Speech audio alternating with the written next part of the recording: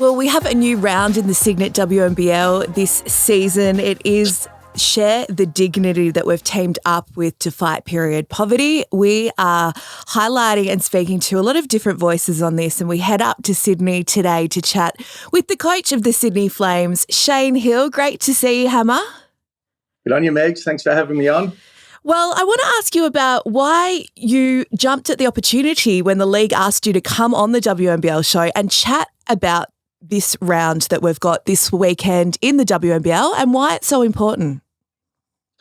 Well, I think it's really important. As a girl dad, 3 daughters, you jump behind these causes because I was shocked to learn that 1 in 5 women are affected by this. So, the league wanting to raise $25,000 to, make sure that, people aren't affected is really important thing. So I think it's not just about women getting involved. I think men can and provide a positive outcome and a voice as well.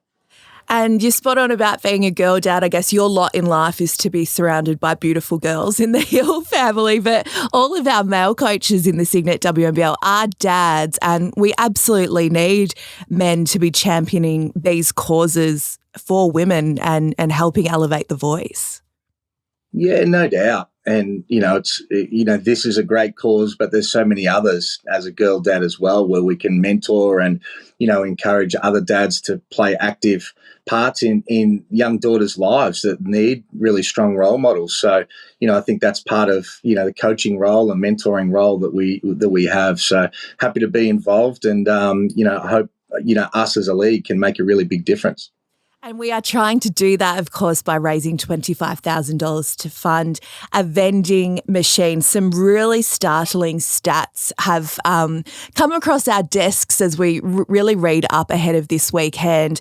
And one of them for me, bringing back the sport theme, was that 65% of females have missed sport because of their period. And, you talked about being a girl dad, girls coming through basketball from an early age, and participation is hard enough at the best of times, let alone something so natural that happens to the female body, stopping girls and women from getting on court and playing the sport they love.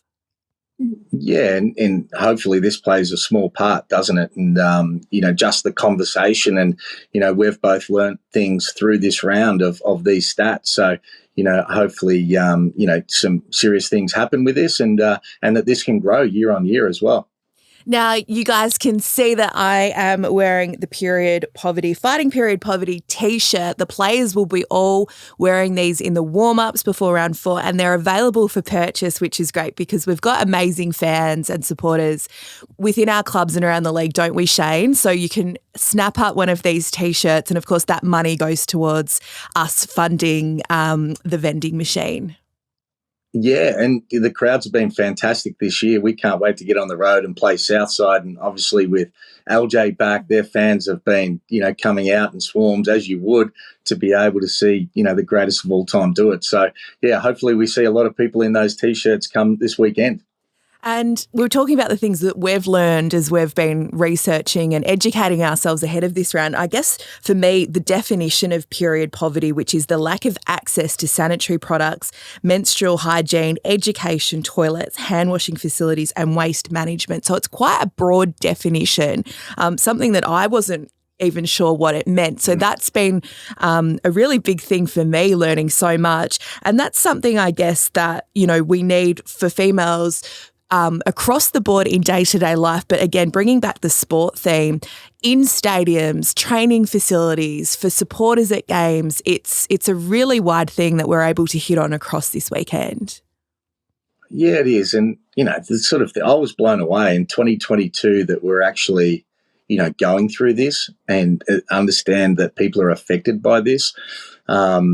Is incredible to me. So let's make a difference. And, hopefully next year it's 50,000 that we're able to raise and make an even bigger difference. Absolutely. And we know that our fans and people throughout the WNBL community are really good at jumping on board and supporting a cause. So we know that it's going to be so well supported this weekend as we try and hit that $25,000 barrier. And of course, you can check out the WNBL website and socials for more information about how you can contribute to this round, because we shared the dignity. You can put a bag together, drop that off at Bunnings. It's been great to see players doing that in the lead up to this round of Signet WNBL. Let's focus in a bit on the round now, Shane, because you mentioned that the Flames are on the road to Victoria this weekend. You've got two massive games against the Flyers on Thursday night, and then you're off to Bendigo to take on the Spirit once again.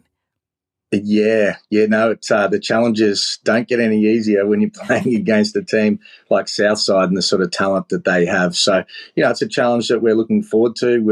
This is our fourth straight game on the road, and they've got a great team. I think they're probably the most talented team in the league. They had a bit of a setback against Townsville, so they'll be looking to bounce back, but, so will we as well. So, I think our team's going to continue to get better as the season goes on and, making adjustments without Kalani Purcell, who, announced she was pregnant before the first game. And whilst I was unbelievably excited for her, I cried all the way home in the car to not have her. So she's going to be sorely missed, but, we've got to find solutions. Before we focus in on the Flames, I do want to ask you about LJ, because you were at a couple of Olympics with LJ, and I don't think you would have coached against her because she wasn't playing when you were coaching in SEQ. No. So how do you feel about coaching against her? Someone that, you've had a lot of experiences with as a player. Yeah, I mean, it's a huge challenge, isn't it? With the size that she's got, but also the talent that she's got as well. It's a big challenge. We're an undersized team and we just have to scout like we do anyone else. You don't want to build it up too much because, you want your players to be able to take that challenge and believe they can get it done. And but it's hard. She's great in the block with her size, but she can shoot the three ball as well. And just the amount of experience that she's got over so many years, she's got so many things that you just can't teach in a short period of time. So we're looking forward to it, but they've got a lot of other good players as well. So we can't really just focus on what LJ's doing because they've got talent all the way across the board. Tell us a bit about the Flames' start to the season so far. We know you had the bye in round one and then you've been on the road, which you are still for a couple more games. But take us through, some of the positives you have seen despite the fact that you haven't been able to nail a W yet.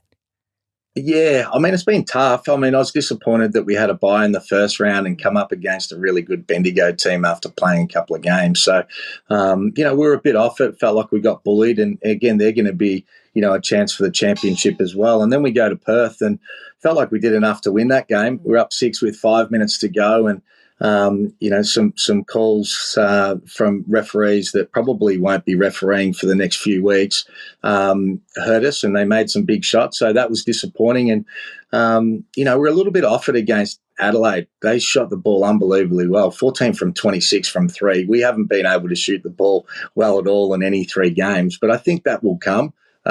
We've got some players that can hit the three ball, and we've just been a little bit dry. So I think that the good thing is we're staying positive and understand it takes hard work to be able to get out of a skid, and hopefully that starts Thursday. Adelaide are a good example, though, because they lost their opening 3 games and then, yes, their first win did come over you. But you can probably take some lessons out of, Adelaide, losing the first few and then finally getting some reward as you embark on your first win. Yeah, well, they had a really tough start too. They were on the road for the first 3 games like us. And, it's a game of inches sometimes. The amount of open shots or layups that we've missed, and Adelaide came down and penalised us and hit a 3. They're 5-point turnarounds. And, a lot of 50-50 balls we didn't get. We haven't rebounded the ball well. So all areas that we feel like are within our control that we have to just stay positive and work through it. And it'll happen. We've got quality players, and whilst we're the youngest team in the league, which hasn't really been spoken about, I think, by more than 15 years in total, it's good. They're into it and continue to learn and develop. Really looking forward to seeing the further development of your imports, Jocelyn and Hannah, this season. Tell us a bit about them and what you're looking forward to seeing from them as they continue to evolve in the WNBL. Yeah, I mean, I really think that Jocelyn can be one of the best imports in the entire competition. She's such a pro on the day-to-day, high IQ player, just really into it. But she's got upside. She struggled against Adelaide. They did a great job and come up against Steph Talbot. But she needs other people to be able to step up, to take a little bit of that pressure off and create space as well. But she's really good. And, there's more pressure on Hannah now without Kalani because we signed her to be working with Kalani and share court time. And now, as the starting centre, as a rookie import, it makes it harder. But again, she's a great student and into it and passionate, and she's going to continue to learn all the time. So she'll play a valuable role as we keep moving forward. And then let's talk about your guards. Your girls, Shyla and Tiana Mangakar here. It's a new guard combination at Sydney, but not the first time they've been on court together. Certainly this year, of course, playing together in the NBL 1. And there's been a lot of change at Sydney and you guys are young. So, of course, it's going to take a couple of weeks to get going, but it's going to be super exciting when those two are firing on all cylinders. Yeah, I think so. And neither Shyla or Tiana have shot the ball well from the three-point line, nor has Vanessa Panousis, who we've got a lot of confidence in that she can come off the bench and hit some trifectas for us as well. But, we think we can step it up a little bit more at the defensive end. And Tiana's had to make an adjustment a little bit as well. She's used to playing the point as Shy is, so trying to balance that combination of getting her to the two and finding ways to be able to contribute from that spot as well was always the vision of what we were doing and the challenge that we accepted to be able to do. So, week in, week out, they'll all continue to improve. Let's hope that the Flames are hot from the three this weekend because Signet will be donating $50 for every 3-point shot in round 4 to share the dignity.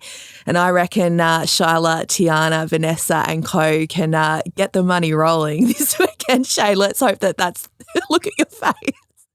Well, they wouldn't have been too worried over the last 3 weeks, so they won't be having to dig too deep. But hopefully that turns around. We've taken a lot of shots over this break and had a little bit of sickness as well, but starting to get through that. So hopefully the 3 balls are flowing like they were in the preseason and we were feeling good about ourselves. Yeah. Well, before I let you go, I mean, that's it because you had a great preseason. You had a win over the Flyers in preseason here in Melbourne. So we'll get over this weekend first, but you guys must be so excited to get back home next round and play in front of the fans finally. Yeah, well, we've got the double header at Kudos Bank Arena with the Kings, and the Kings are on first. We're on second on the 4th of December, so we want a big crowd to be able to hang around and support our girls as well. So that'll be exciting, and then we get back on the road again. But I think we've got 7 games in December, so when you go through this sort of process, you've got to stay positive and know that there's some big games coming up and, you can easily turn around a few losses into a bit of a winning streak as well. So that's our mindset. Well, the Kings playing curtain raiser to the Flames is exactly how it should be. So looking forward to that next week. But sooner than that, looking forward to a huge round coming up for Fighting Period Poverty, the Flames in Victoria this weekend, playing the Flyers and the Spirit. Hammer, thanks so much for joining me on the show today. Looking forward to seeing you guys down in Victoria this weekend and thanks for doing your bit for this great cause. Yeah, thanks, Megs. And jump on board, everybody. Great cause.